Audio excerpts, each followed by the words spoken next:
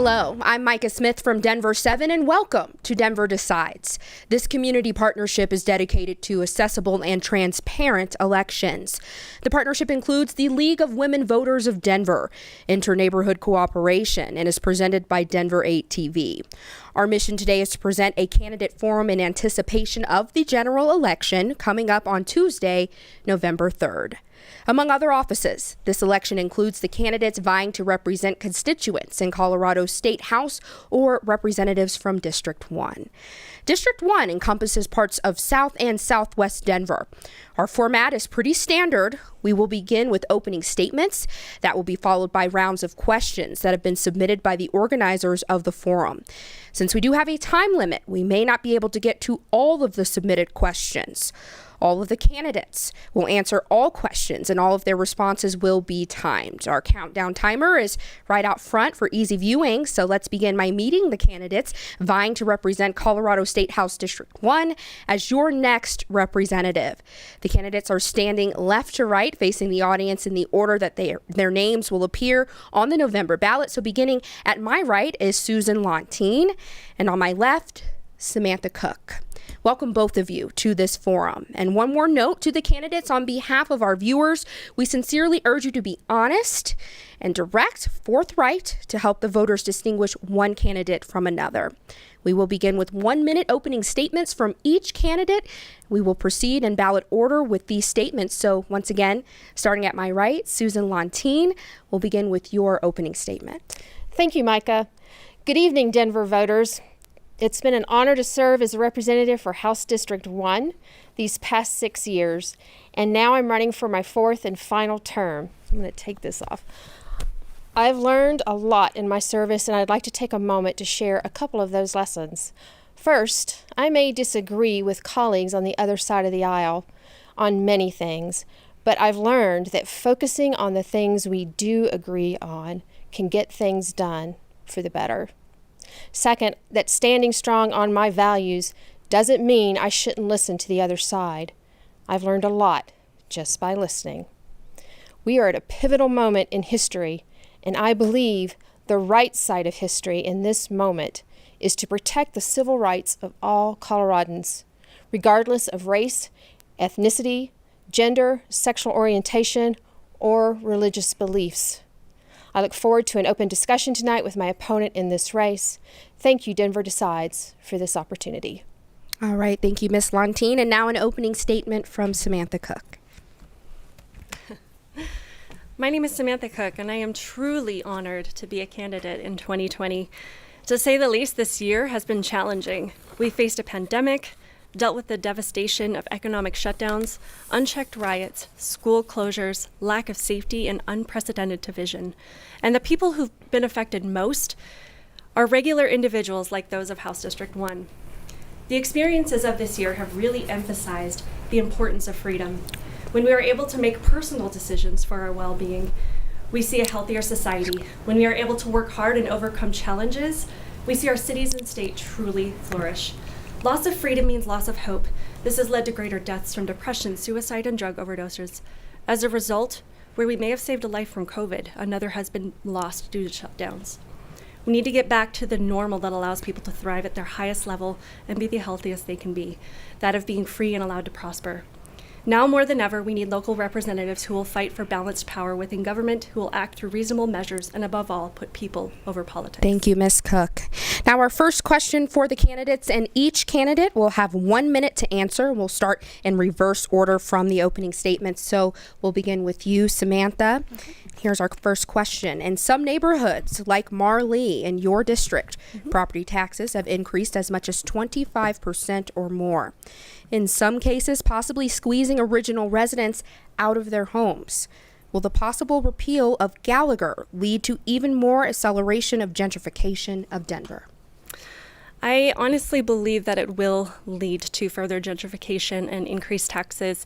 In looking at this particular issue, I believe that repealing the Gallagher Amendment will lead to less accountability to Denver voters, leaving one more unchecked tax hike that we have no voice in.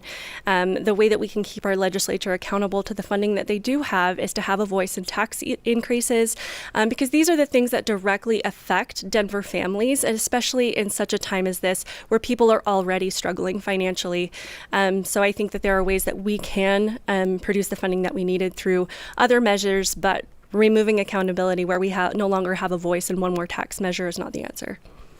All right, thank you, Samantha. Let's turn to Susan Lontine for her answer to that question. Sure. So as a member of the legislature, we passed the referendum to put the repeal of the Gallagher Amendment on the ballot this year. This was a bipartisan effort from both sides of the aisle. Don't know the exact count of the vote, but it was pretty strongly held belief by Republicans and Democrats that the Gallagher Amendment should be taken out of our Constitution. That, along with Tabor, has left us in a bind, especially in our small special districts. That means fire districts, hospital districts, a lot of areas where they have and are limited in their revenue to operate. The gentrification of Denver is a struggle we are all sharing. The property tax increase in Marley is due directly to the value of the property. And so I would like to make sure and assure voters that the repeal of the Gallagher Amendment will not impact the taxes that are collected. All right, thank you, Susan. Let's turn to you for your next answer. Susan, you'll be up first for this one. What steps, if any, should be taken to curb gun violence in our communities? This is a tough issue and largely driven by gang violence in our communities, especially in Denver. I have been involved with gun safety issues at the Capitol and supported them. I believe we need to continue those efforts, especially around the issue of making sure that people who have their guns stolen, that they are reported directly to the police and we know what's out there. And safe storage of weapons so that those who shouldn't have access to them don't have them available to them. All right, thank you. Samantha, your opportunity to answer the question.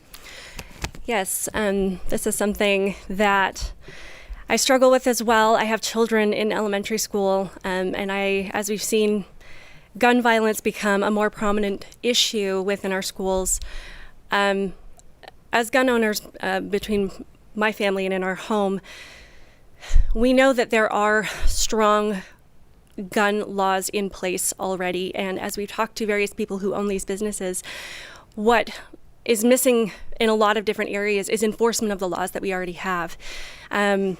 We need to make sure that we are doing proper background checks, and people, as the gun sales have gone up in this pandemic out of fear, people are realizing how strong our gun laws are.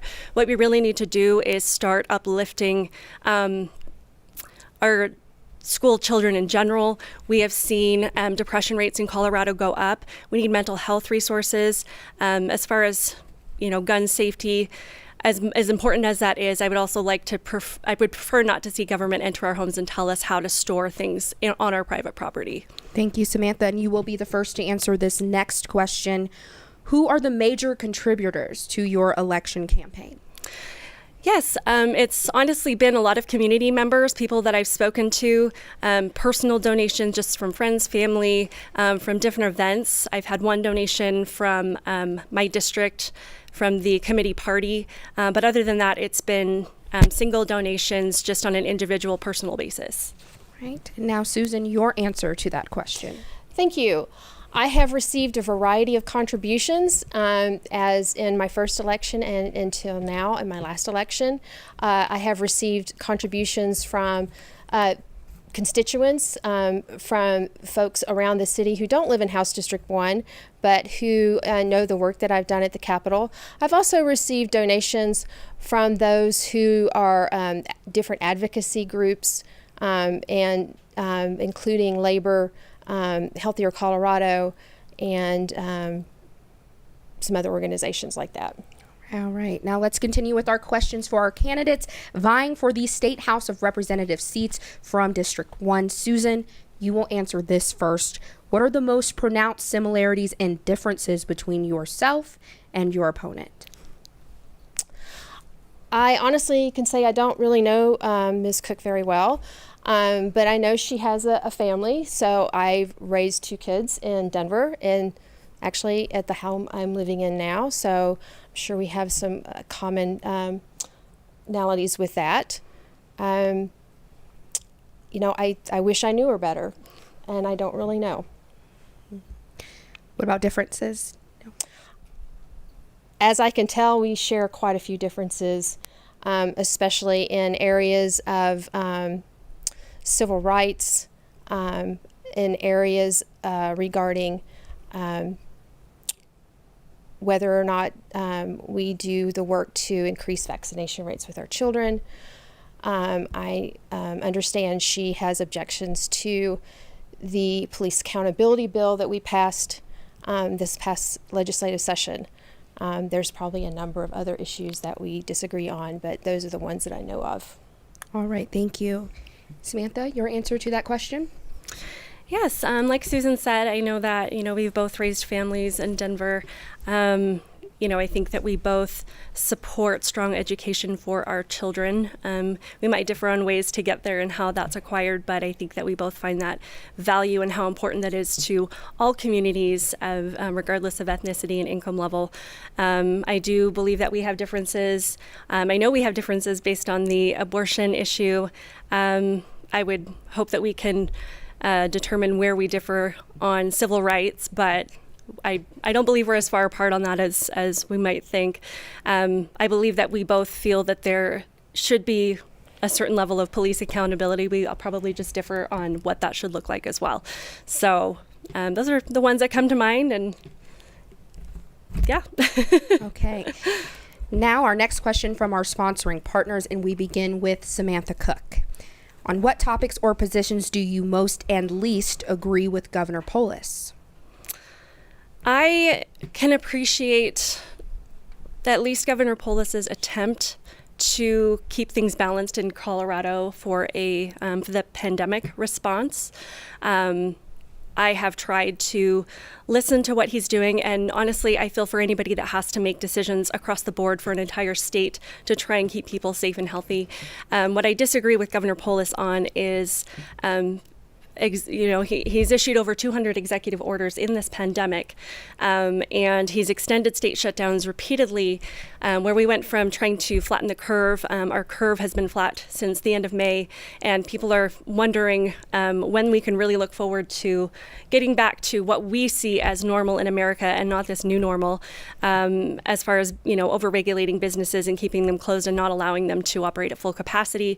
I feel is doing more harm than good, just based on conversations with fellow business owners in Denver. So there are a few things, but I admire him for his work. Thank you, Samantha. And Susan Lontine, your answer to that question. Thank you, Micah. So I do agree with Governor Polis's measured approach on how he's handled the pandemic. What Governor Polis has done is listen to science. He's listened to CDPHE, and he has done what he believes is the right thing to protect the health of our state. And that doesn't mean just our physical health, but also in the long term, it will mean coming back to our economy. Governor Polis is a businessman. He understands business, and I know that he is doing as much as he can to protect our businesses in this pandemic. I do have some differences, though, with Governor Polis.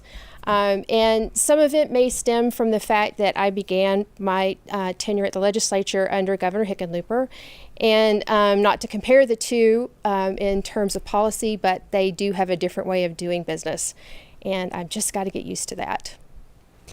Now the next question for our candidates. Susan, you will begin the answer for this round. Do you believe that climate change is human created? And if so, is it a problem that requires serious public action now? And do you believe that there is a new normal in the weather? And if so, what is your plan to deal with its impact on us? So some of you may know that I grew up in Florida. I left the state of Florida in 1991. I did not see a major hurricane from the time I was born until after I left Florida. In 1992, Hurricane Andrew hit and devastated the state of Florida in the southern tip. Now we see multiple hurricanes coming through the Gulf at once, multiple major storms devastating our coasts. We have fires of unprecedented levels in California, here in Colorado, across the West. This is definitely climate change and driven by climate change. I think the best thing that we could do is try to move away as fast as we can from fossil fuels. And that doesn't mean devastating our economy, because we can invest in clean energy for great jobs. And I think that is our path to trying to address it. Right. Samantha, your answer to that question. Yes. I do believe that, mankind, as a society, we do have an effect on, I don't know about the weather, but on our climate in general. I do believe that increased activity has created to warmer climates and different changes. I think that there needs to be a balanced approach to this issue, because we all care about our environment, we all care about our planet, we all care about having clean air and clean water for ourselves now and for future generations. What we need is, like I said, a balanced approach.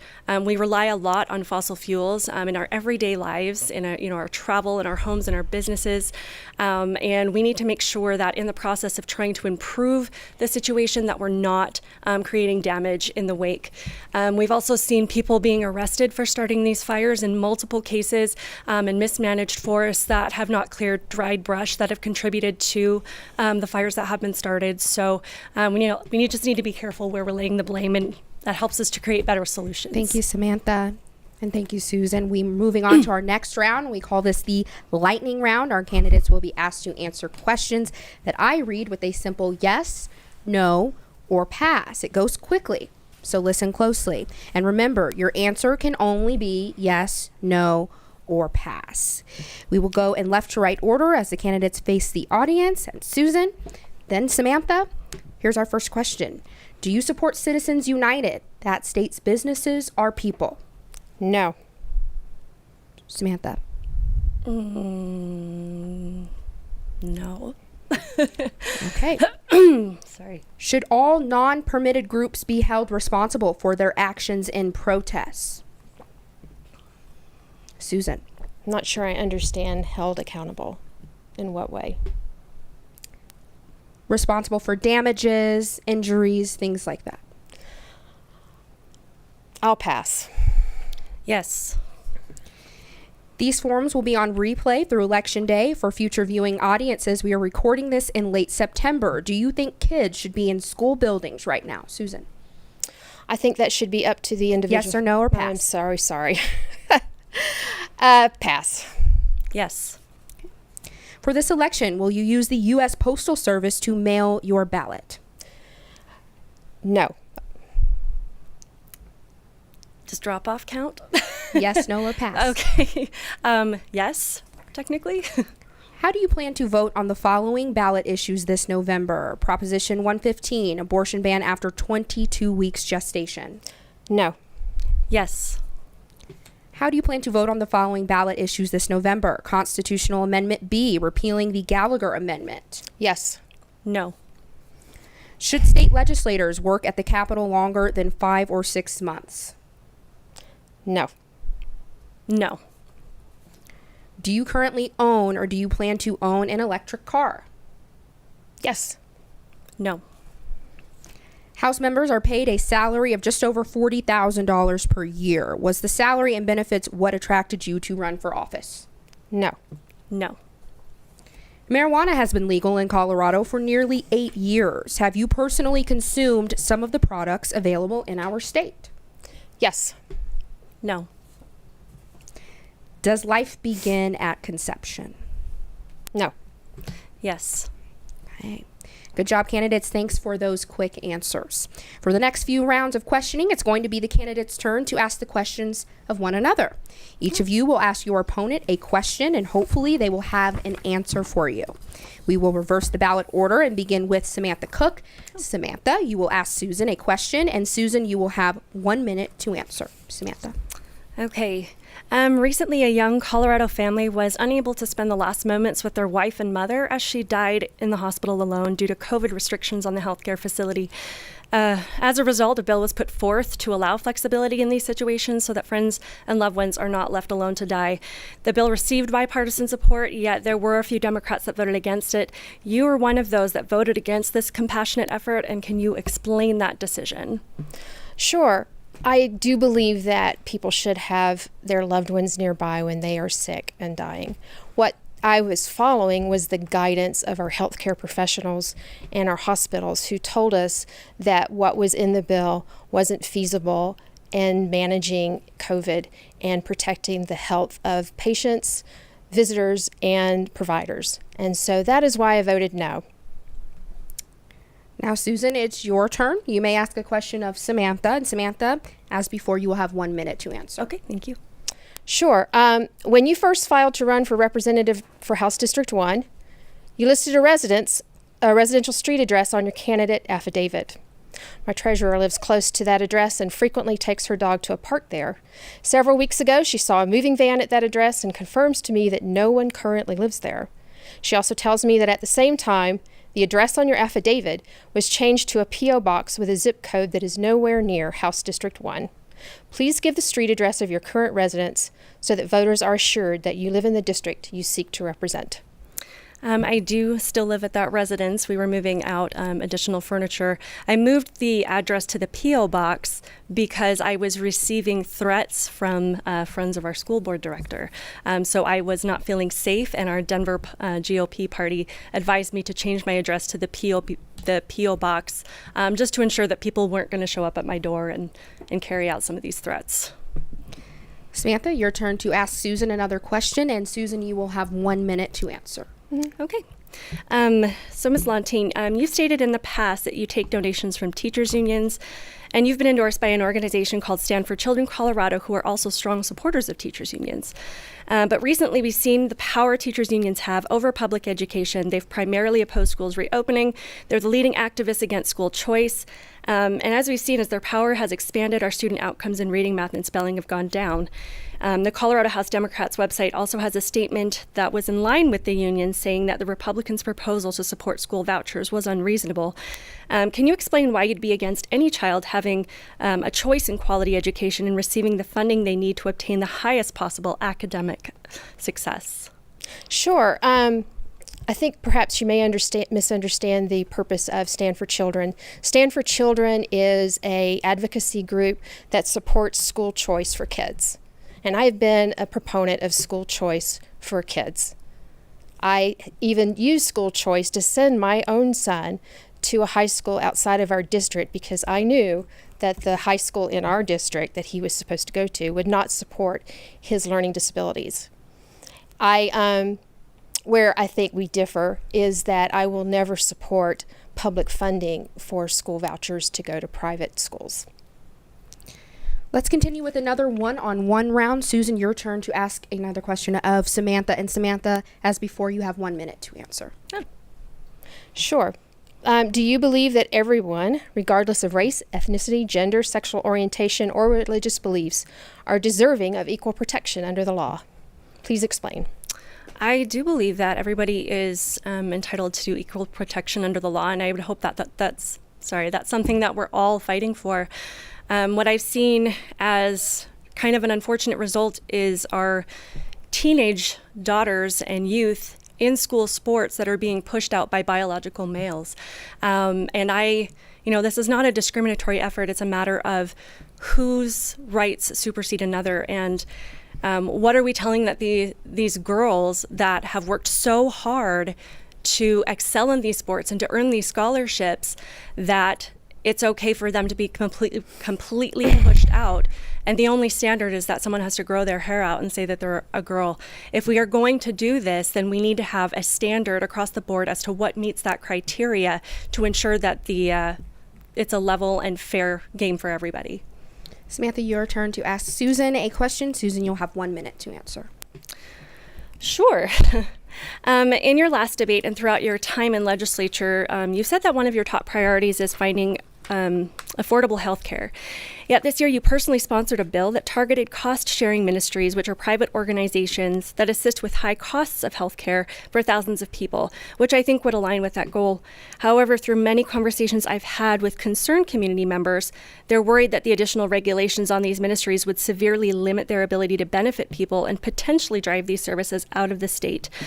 So from my understanding, due to budget shortfalls, the bill was not actually passed.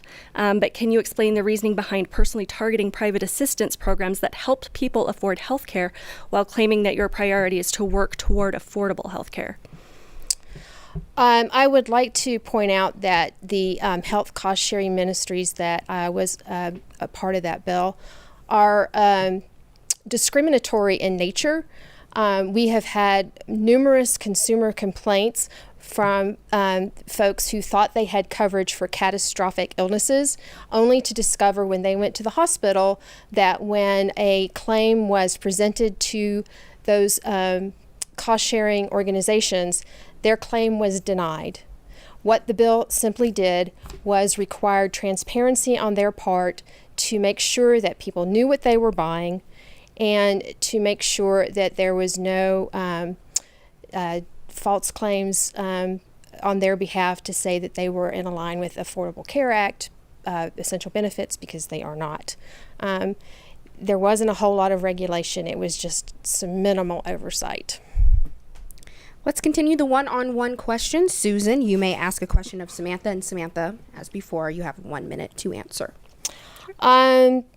Ms. Cook, what do you believe are priorities for Colorado that the legislature should address? Right now, I think that we need to prioritize getting our children back to school. I understand, and I agree with what Ms. Lontine said before. Well, as she started to say, I believe she was going to say it was a school choice or a choice between families. But ultimately, we need to have these services available. It has this ripple effect where if children aren't in school, their parents can't go back to work. If parents are continuing to not be able to work, the income level goes down. We're seeing parents just really, really struggle with that. And we also need to prioritize making sure that we do have safety in our communities. I have spoken to several law enforcement officers myself as a result of Senate Bill 217 who are leaving their jobs by their own. That's what they want to do because they don't want to risk the personal financial potential catastrophe that their families could face. So our police are leaving, and we're seeing a potential downfall in community and personal safety. Samantha, your turn to ask Susan another question, and Susan, you will have 1 minute to answer. Sure. So we have faced the challenge of a pandemic this year. We were all able to come together, flatten the curve, and unify in the effort to not overwhelm our hospitals. However, many citizens started to question the agenda of extended shutdowns and almost 200 executive orders. And seeing people praised for protesting various social justice messages, yet criticized for protests against shutdowns. Businesses were threatened with closure while hundreds gather in the street to march and vandalize. Where the Denver School District, I believe, has still not resumed in-person learning, teachers' unions can gather to protest returning to the classroom. What would you say to those who see double standards for when, how, and where people can gather to reassure them that you feel that the same standards should be applied to everybody across the board? Sure. To the protest, those are not organized events, at least in any sort of organization that has any large advocacy or is sponsored by the state of Colorado. As to the governor's orders, he is using the best science available to keep us all safe. And I know it's hard. It's been hard on my husband's personal business. We have suffered financially due to decreased revenue because he doesn't have the number of clients that he had on our radio station. So, it's hard. It's hard. We're going to get through this together. But we need to do what we can to keep the curve as flat as we can in order to not overwhelm our healthcare system. And until we get a vaccine, that's probably going to be the standard until then. And that brings us to an end of our Q&A segment, and we move now to closing statements. Each candidate will have a minute for closing statement, and we will reverse the order of the opening statements, which means we will begin with Samantha Cook. Ms. Cook, you have 1 minute for your closing statement. Well, I do appreciate the opportunity to come and be a part of this discussion. It's through open discussion and free speech where we can not only discuss the differences we have, but find common ground and to start to heal one community at a time. In a recent hearing for a bill regarding vaccines, though thousands of parents and medical professionals showed up to speak against this bill, Ms. Lontine said she would not be held hostage by the vocal minority. However, now law-abiding citizens are being held hostage by the vocal minority on a daily basis. Vocal groups of rioters have destroyed businesses that the majority value as essential to their city. Our vocal teachers unions have kept schools closed while drowning out the many teachers who want to be in the classroom and the parents who need in-person learning for their children. Those with megaphones who are inciting violence are overpowering the voices of the majority who believe in due process and who love their fellow community members of all ethnicities. The voices of reasonable people are not being heard, and those who uphold the foundation of our economy, our education, and our safety are being silenced. As the next representative of House District 1, I will stand for safety, for families, for jobs, and for getting our state back on its feet, because to me, your voice matters. And now a closing statement from Susan Lontine. Thank you, Micah. I want to close tonight by thanking Denver Decides, the Denver chapter of the League of Women Voters, Denver 8 TV, and the Inter-Neighborhood Cooperation for their commitment to voter education on the election process and the candidates. I know that when you fill out your ballots, you are voting for candidates that share your values.